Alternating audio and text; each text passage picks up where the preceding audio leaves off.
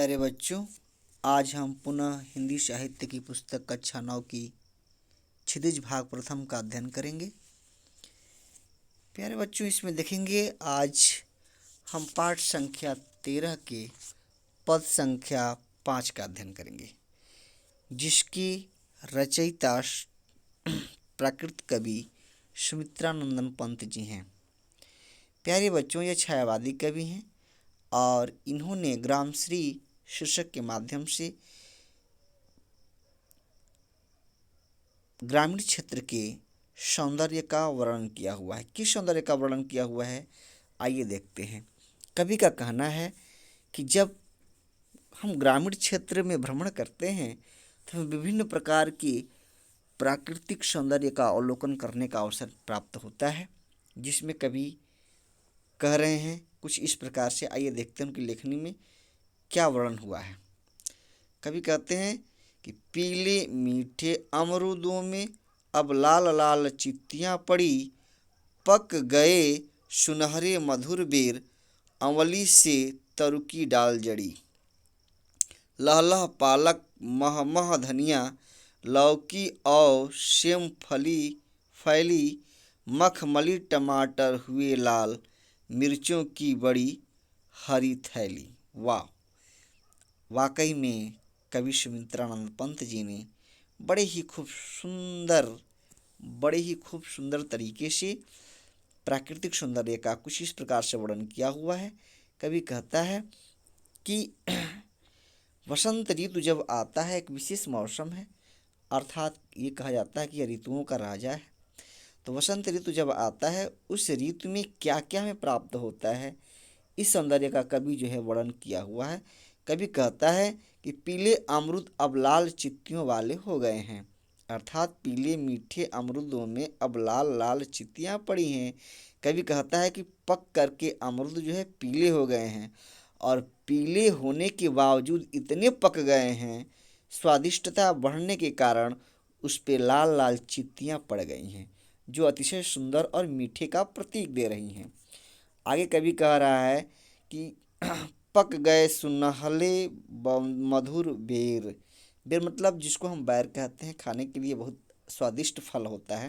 प्यारे बच्चों, तो वसंत ऋतु के आगमन में यह वृक्ष भी जो है अपने आप को अपने फलों से भरपूर भर लेता है। अर्थात कह रहा है कवि कि इस मौसम में, वसंत ऋतु के मौसम में जो बेर है वह अपने सुनहले अर्थात स्वर्ण रंग से रंगित अपने फलों को पक जाने के कारण ये बेर का रंग ऐसा हो जाता है। तो कवि कह रहा है कि सुनहरे रंग में पके हुए बेर के फल जो हैं दिख रहे हैं, और कह रहा है कि आंवली से तरु की डाल जड़ी। कह रहा है कि आंवला जो है, आंवला के तरु मतलब पेड़, आंवला के पेड़ पर उसके फलों की लड़ियां लगी हुई हैं, लाइन लगी हुई, इतना फरा हुआ है आंवला। आगे कवि कह रहा है कि जड़ी लह लह पालक मह मह धनिया। ठीक है, कवि कहता है कि खेतों की बात तो मत पूछिए, कितना शोभायमान है। लहलह मतलब हरी हरी पालक जो है लहलहा रही है, बहुत कोमलता शीतलता को धारण की हुई पालक जो है लहलहा रही है, कल्ली उसके बड़ी ही कोमल नज़र आ रहे हैं। और महमह धनिया, धनिया जो है महमह कर रही अर्थात खूब महक रही है। इस प्रकार से कवि जो है इस मौसमी फसलों का वर्णन किया हुआ है। कवि कह रहा है कि लौकी और सेम फैली। कह रहा है कि कहीं कहीं तो अजब गजब देखने को मिल रहा है।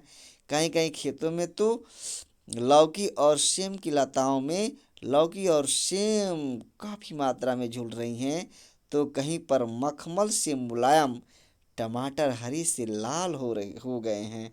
है ना, लिखा है कि मखमली टमाटर हुए लाल। मुलायम मुलायम जो मखमली टमाटर हैं वो पक करके कैसे हो गए हैं, लाल लाल नज़र आ रहे हैं।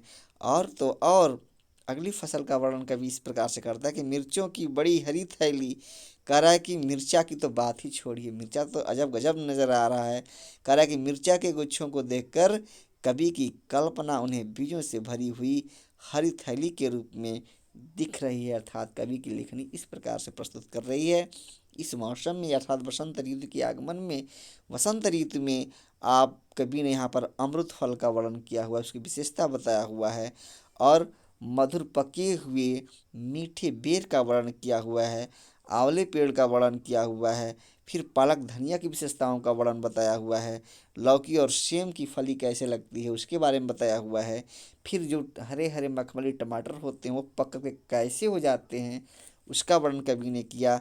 तो और नहीं तो फिर रहा ना गया उसकी शोभा को देखकर, अर्थात मिर्चे की शोभा को देखकर कवि से रहा ना गया, और उसका भी उसने बहुत खूब सुंदर तरीके से वर्णन किया हुआ है कि मिर्चे की जो फल है वह इस प्रकार से फरा हुआ है, जैसे लग रहा है कि हरी हरी थैली के अंदर बहुत कुछ रखा गया हो, छिपाया गया हो।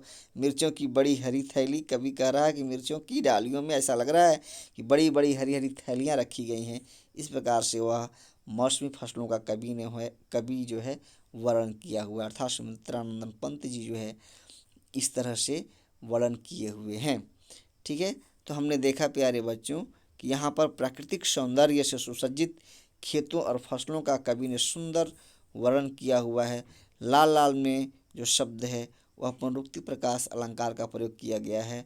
भाषा सरल और सुबोध है। इस प्रकार से मैं अपनी वाणी को विराम देता हूँ। आप सभी को धन्यवाद।